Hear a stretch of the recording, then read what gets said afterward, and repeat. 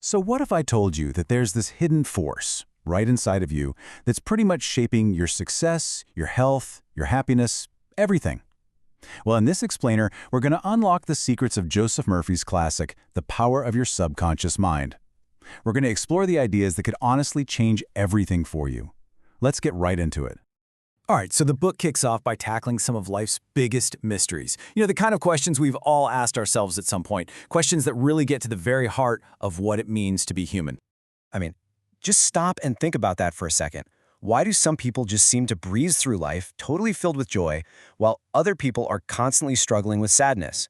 What is the real difference between someone who succeeds and someone who fails? It's a fundamental puzzle, right? The book points out these massive differences we see all around us, in wealth, in health, in just about everything. And the argument it makes is that the reason for all this isn't just luck or circumstance. Nope, the answer is actually a lot closer to home. And here it is, the central idea of the whole thing, the key to your happiness, your health, your success. It isn't out there somewhere. It's right here, inside your own head. It's all about the dynamic relationship between the two parts of your mind. Okay, this is where it gets really, really interesting. Murphy says we don't actually have two minds, but one mind that has two completely different jobs. And understanding how these two work together, well, that's the whole secret. So let's break them down.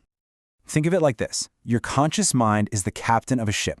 It's the part of you that thinks, reasons, and makes all the choices. It gives the orders. But your subconscious mind, that's the engine room crew. They don't argue, they don't question the captain's commands, they just get to work and make sure the ship goes exactly where it's told.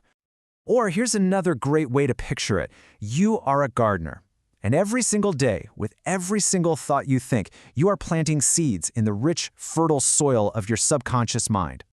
And this right here gets to the absolute core of the book's message.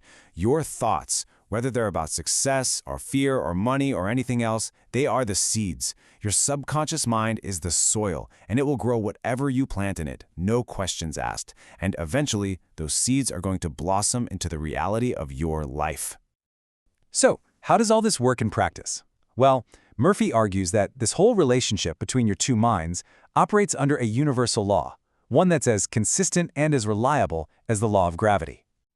This is the big one. The law of belief. Whatever your conscious mind truly, deeply accepts as true, your subconscious will work tirelessly, 24/7, to bring it into your reality.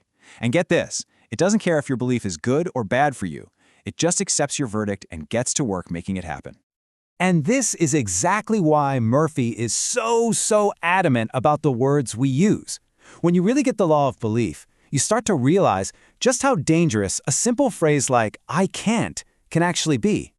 See, every single time you say, "I can't afford it," you're sending a direct, non-negotiable order to your subconscious. It hears that command, accepts it as the truth, and then goes to work to make that your reality. You are literally programming your own limitations into existence. Now, I know this might all sound a little bit abstract, so let's look at a really powerful story from the book that shows exactly how this works in the real world. Get this. The legendary opera singer, Enrico Caruso, is backstage just moments away from a massive performance. But he is completely crippled by stage fright. His conscious mind is so flooded with fear that it's literally causing his throat muscles to seize up. He can't sing. These were the commands, the orders, he was feeding his subconscious mind.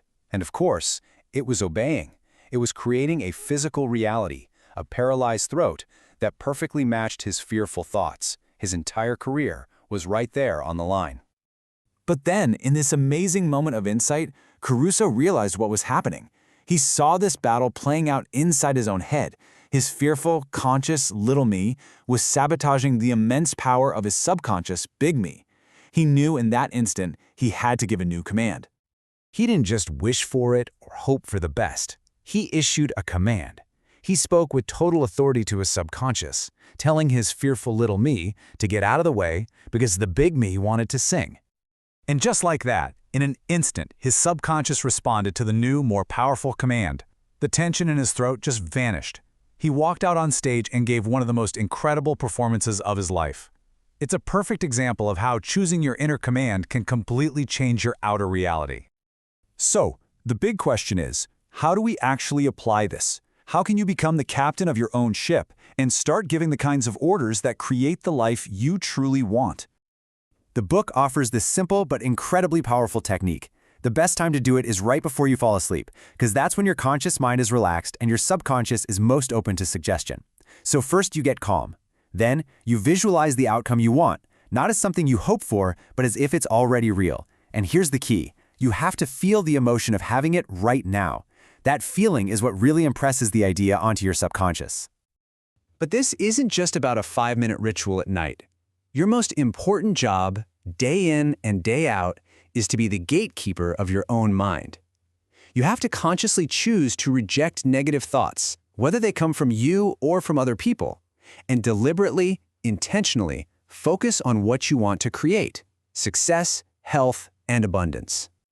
And at the end of the day, it's not about one single stray thought.